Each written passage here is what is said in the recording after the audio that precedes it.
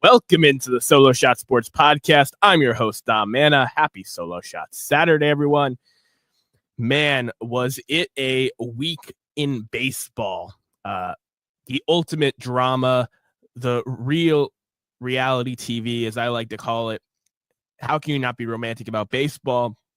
From the highs to the lows, there's always so much drama and intrigue, as I talked about last week, in the decision-making process for these front offices and organizations, as well as the players whose lives were changed during the trade deadline, and all these other situations and controversies that have came up. But before I get into and unpack all of that, we lost one of the great ones this week as Hall of Famer Ryne Sandberg passed away at the age of 65 years old.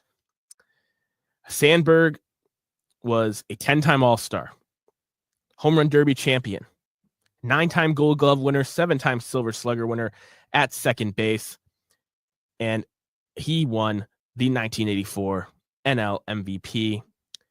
68 WAR on the dot in his career, 2,386 hits, 282 home runs, ended up driving in 1,061, scoring over 1,300 runs, and stealing 344 stolen bases with a 285 career batting average, 452 on 452 slugging and a 344 on base, good for a 144 OPS plus. And Ryne Sandberg was a gentle giant, standing at 6'1". He was tall for a second baseman at the time. He was a shortstop prospect in the Philadelphia Phillies organization. And as the story goes, he was a throw-in with Larry Bowa to the Cubs in the Ivan DeJesus trade. But there's been a lot of arguments and other stories that have came out since, I think only because the trade ended up being so one-sided, that the Phillies really didn't want to give up Ryne Sandberg, but they had Mike Schmidt at third. They had an all-star second baseman, and Julio Franco was also in their system, the best young player they had ever seen to play shortstop. So Ryne Sandberg didn't have a place to play. And after ripping Ryne Sandberg away, they kind of accepted that he was going to be a second or third baseman during his career as opposed to a big league shortstop. And even more so, they expected him to be a third baseman and not be an up-the-middle defender. Well, Ryne Sandberg, 9 Gold Gloves later, ended up being one of the best all-around second basemen this game has ever seen. And for those of you that are obsessed and follow the Hall of Famers as deeply as I do, you may have known that Ryne Sandberg had not been doing well health-wise the last handful of years. So while this move might not have had the same shock for me as it did for many out there in the baseball fan community, especially in the Chicago area, it was sad nonetheless and terrible to see. Ryne Sandberg has so many great moments as a Cub, but I truly think that he will just be remembered as someone who did all the little things right. And that's not just from his playing days, moving the guy over, stealing a base, hitting for power, hitting for contact, running the bases well, playing defense, making the smart defensive plays. But it comes off the field as well, because even before Sandberg was inducted into the Baseball Hall of Fame in 2005 with Wade Boggs, his fellow 1983 Topps rookie card buddy, but Ryne Sandberg was one of the best autograph signers for fans we may have ever seen. He was doing free through the mail autographs, TTM, as you like to call it, for many, many years. And even when he started charging, he was one of the cheapest Hall of Famers in the game. You always got your stuff back, and he signed for pretty much his entire life. I mean, the last couple of years, I know people were getting less frequent returns from him with his health, but Ryne Sandberg, just an all-time fan favorite, someone that was gone too soon. And I really hope that people over time look at his baseball reference page and appreciate what he was able to do as a second baseman, a position that is very underrepresented in the Baseball Hall of Fame, and how great of an all-around player he really was for those 80s and 90s Cubs teams. May he rest in peace. Now, the trade deadline has passed. This is August 2nd. The trade deadline was July 31st at 6 p.m. Eastern. And there was a ton of deals. If you had relief pitching at this deadline, you made out like a bandit. There was relievers getting moved left and right. But the team that stole the show has to be the San Diego Padres, and that's where I'm going to start first. Mason Miller, who is through team control for the next 6 seasons, was traded alongside starting pitcher J.P. Sears to the Padres for a package that included 3 minor league pitchers, one of them, Braden Norris, being their number 3 prospect, as well as Leo DeVries, who was not only the Padres' number 1 prospect, but the number 3 prospect in all of baseball right now. He was the top international signee a couple years ago. He's 20 years old, and he's rocketing through the minor leagues. He's going to be a big league star. So it's a hefty price to pay for a reliever and for a lefty starting pitcher. But the Padres were willing to pay it, make their bullpen strong, add some starting pitching depth with the injuries that they've had. And now this Padres bullpen with Mason Miller at the back, Robert Suarez, Morhone, Jason Adam, Breaking Ball Jesus, Dylan Morgan's had some great moments. Jeremiah Estrada is nasty. They already had one of the best bullpens in baseball, if not the best, and now they add Mason Miller to the back of it.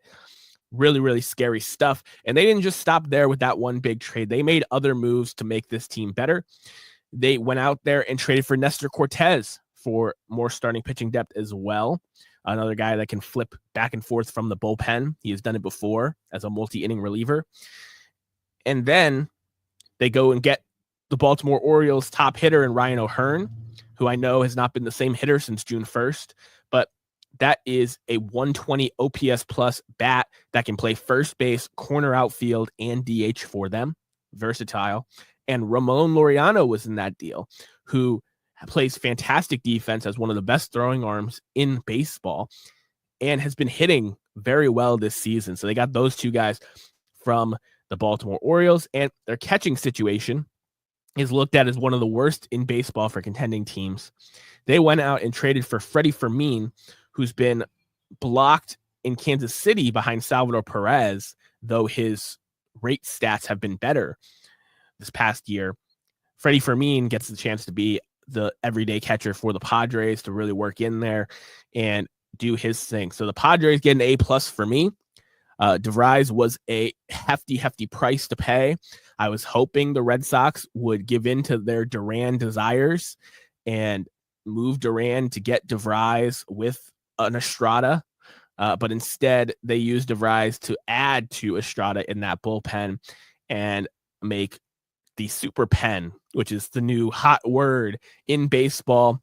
The starting pitching market clearly wasn't what they wanted, but they were able to get 2 lefties. And then they have Mason Miller and a couple bats in needed spots between left field and DH. They had been getting very little production this season, and now the Padres have a hodgepodge of guys that they can play at those spots. Really, really excited to see if they can chase down the Dodgers. They are trying their darndest. AJ Preller, I tip my cap to you. You are one of the great general managers in this game, because you're not afraid to make these moves. I'm wearing the New York Mets jersey today, and the New York Mets, to me, did exactly what they needed to do. This team has had bullpen injuries out the wazoo, and you need to rebuild the line to Edwin Diaz at the back of that bullpen. And adding Rogers, adding Helsley to that bullpen, that's 2 very high leverage, consistent relievers, You got a submariner and a guy who throws 101. That's a great combination. 7, 8, 9. Your starting pitchers in the postseason only got to give you 5-6 innings, and you'll be able to be in most tight games. So hats off to the Mets. They added Cedric Mullins to upgrade their center field, not only defense, but as well as offense. I think Cedric Mullins is a better player than Tyrone Taylor, who's played the majority of their center field reps. And a lot of people were saying they needed a starter. With Sean Manaea coming back from injury, they kind of look at that as their addition. I think that their rotation should be fine down the stretch. It's not something that scares you, but they have in the postseason. I told you need two good guys between Senga, Manaea, and Peterson. They're going to get two of those guys going good come postseason time and be another scary team to follow. But in their own division, the Philadelphia Phillies, my goodness, they traded for Johan Duran from the Minnesota Twins, starting their fire sale over there in Minnesota. And adding Duran to that bullpen was so huge because Jose Alvarado, coming back from suspension, will not be playoff eligible. And adding David Robertson off the street for free, they improved their bullpen significantly. And I'm just so excited for them going forward. Before they even added Harrison Bader to shore up their center field position, again, a guy who wasn't really hitting for them in a Rojas out there. They shored that up. And this Phillies team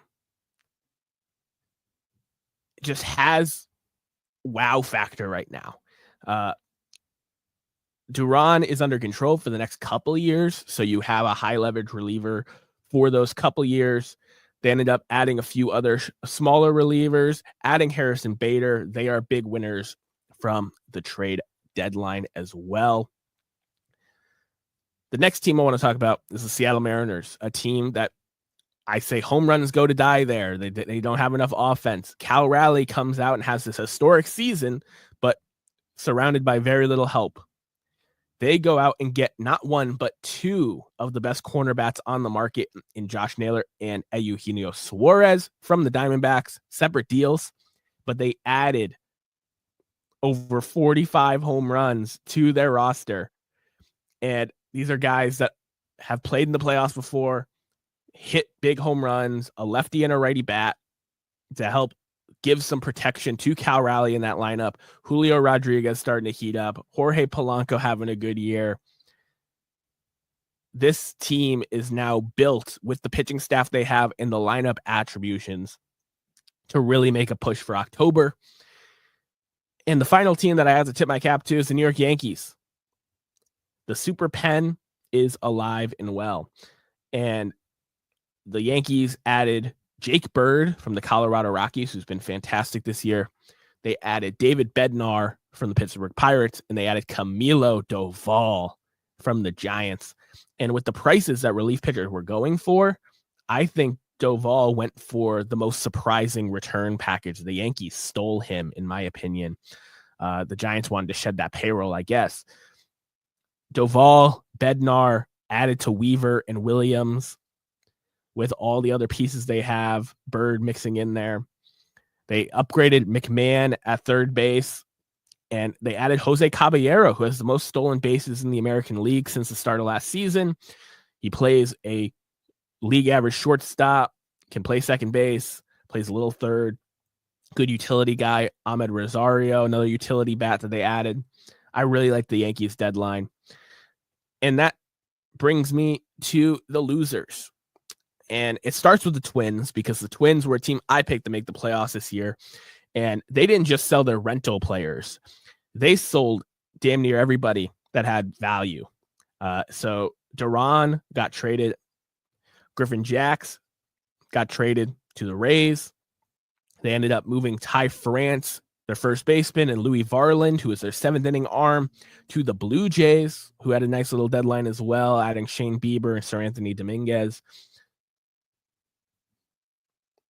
They traded 11 players off their active roster.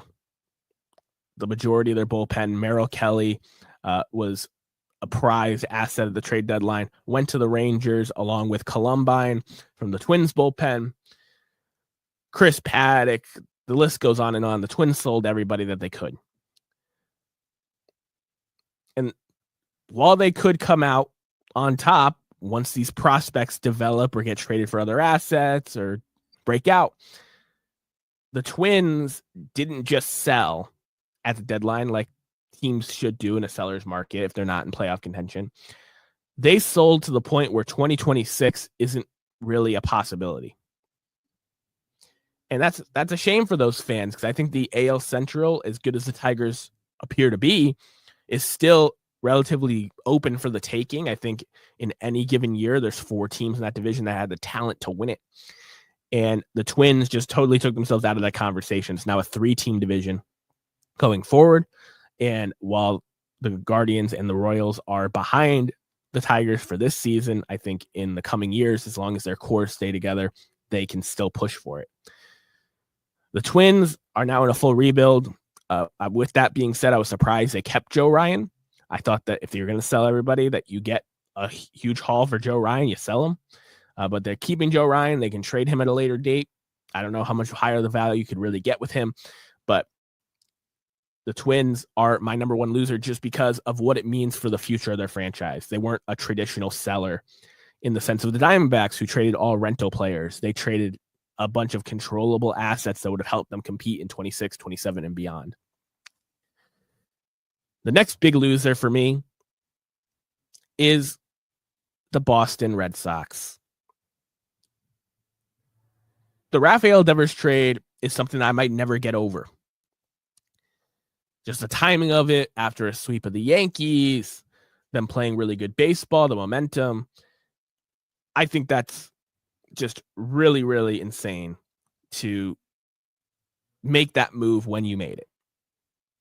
But because you want to dump the salary, you end up not getting the kind of return you get for that caliber of player in a trade.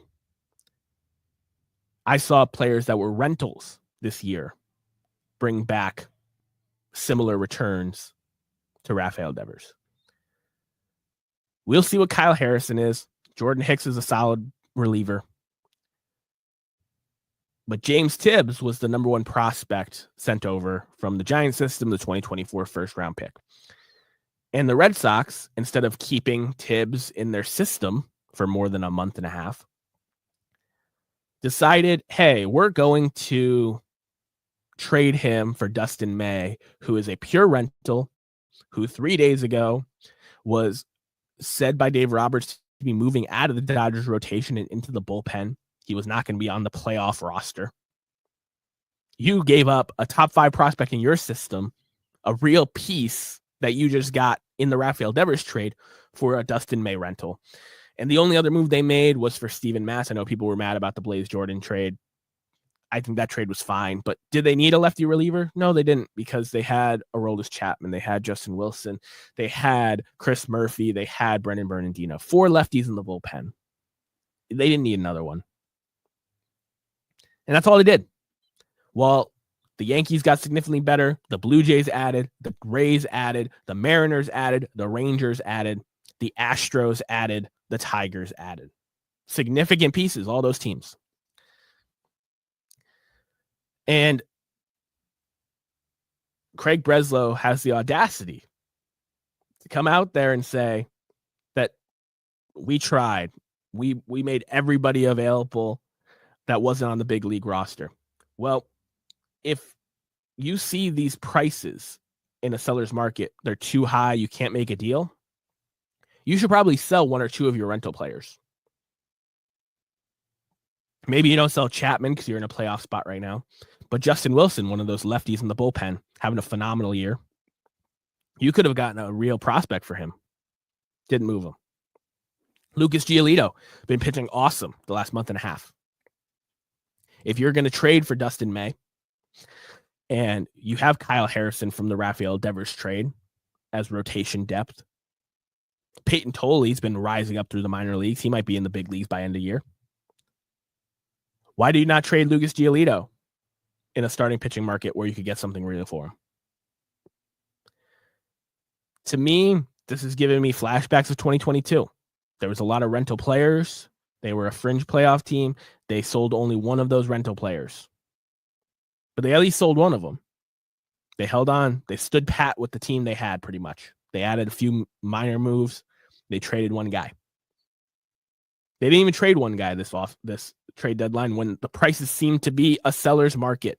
They could have gotten real pieces for a Wilson or a Giolito. And if they made Duran, Abreu, or Chapman available, I'm not saying trade all three of those guys, but one or two of them, they could have gotten both major league and minor league talent from a really good organization like the Phillies, like the Mets, like the Padres, who spent big for other teams and other players.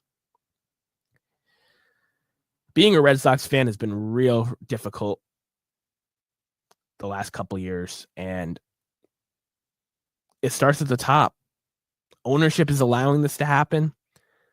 Craig Breslow is doing what he thinks is best, and while the Garrett Crochet trade, it has been the happiest I've been as a Red Sox fan in quite some time, that can't be your only move. There's 25 other spots on that roster that you got to fill, and I'm putting my stamp on it. If the Red Sox don't go out there this offseason and spend the money that they're saving from shipping Devers out to get that number 2 or number 3 starter that they need desperately, to get some bullpen help that's locked in for the next couple years, to get another right-handed bat, it's going to be really tough to sell me on the vision of this team, because the worst place you can be is in the middle, standing pat in the middle. You're not a top-end contender. You're not a team that's in the basement. You got to push your chips in one way or the other. You got to sell. You got to buy. They didn't do either, and I'm really disappointed. The last big loser from the trade deadline for me is Pittsburgh Pirates. While they did make some moves, they traded Bednar, they traded some relievers. Dennis Santana and Andrew Heaney and Tommy Pham were all signed this offseason to be trade deadline pieces that they trade. They didn't move any of them out. I'm not saying they would have gotten a ton for those guys. I'm not saying they had a price in mind and they didn't get it, but you can't, as when you're a bad team like that, you can't let those rental players just go for nothing, because those are not players that are going to get qualifying offers from you. So to not trade them, I think was a huge swing and a miss by the Pirates. And that comes to be expected with a poverty franchise, low market team that consistently makes these kind of roster errors. But as a Red Sox fan, they have the resources, they have the people in the building to make these informed decisions, and to not do it. That's what's most frustrating of all. Appreciate you listening to my TED Talk. We'll fire through here. Harper v. Manfred, the fight of the summer. Oh my God. When I read this, I was at first really, really excited that Harper stood up to Manfred, said, hey, like, you're not going to come in here talking about a salary cap with a smile on your face when you know it helps the owners and your pockets, but it does not help ours. But the language, the subtext here is that both the players and the teams see a work stoppage coming in the near future. If you've been paying attention to these extensions that have been happening earlier than people thought,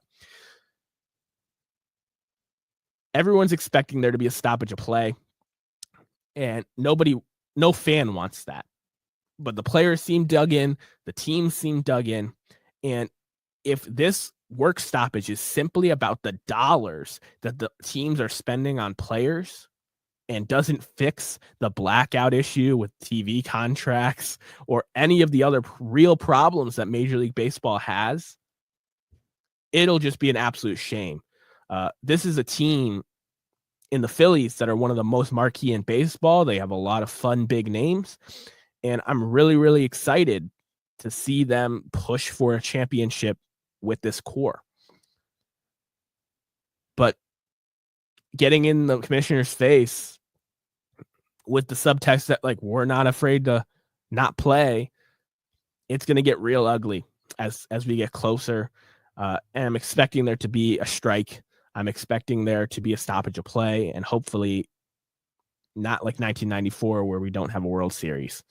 A lot of players that are active today have already been impacted between the approach that pitchers and hitters have, as well as the COVID shortened season in terms of counting stat numbers. But to have an actual strike shortened season or whole season gone from these players' primes is going to be super, super impactful down the stretch as these guys try to build Hall of Fame trajectories and legacies and win World Series in their prime and all those important things.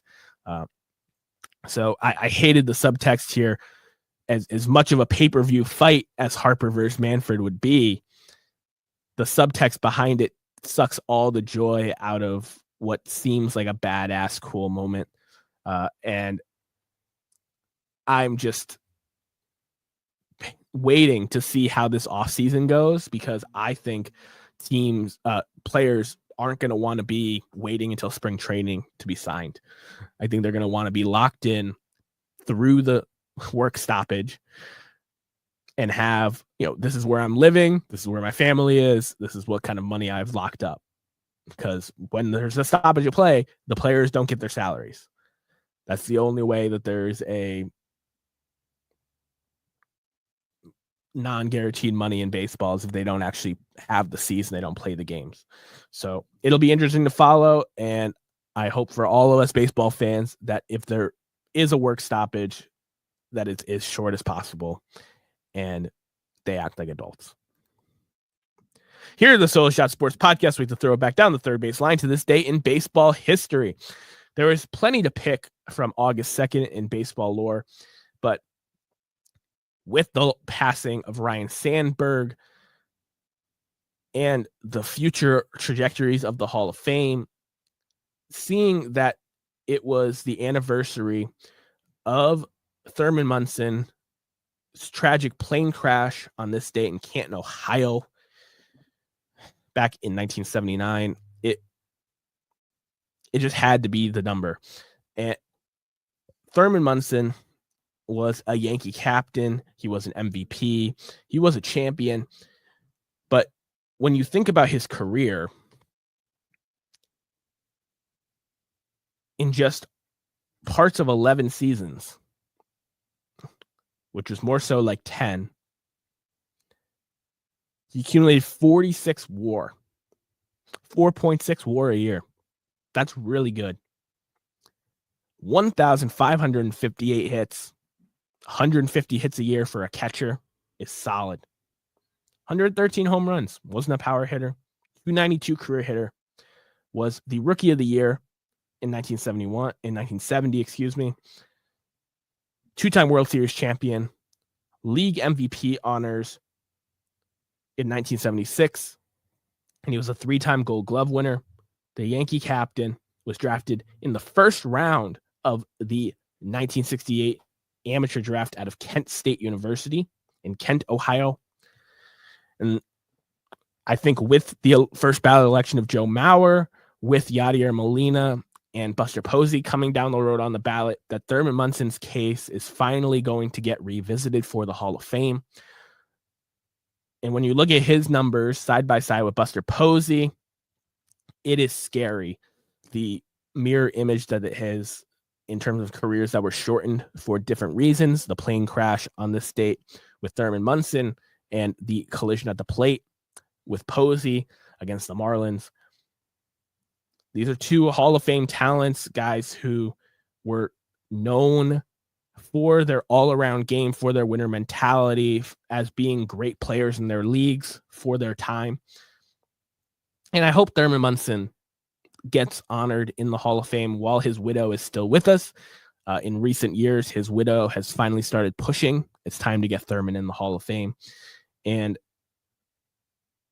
number 15 will always be retired in Monument Park in New York, but I hope to see a plaque in Cooperstown for Mr. Munson.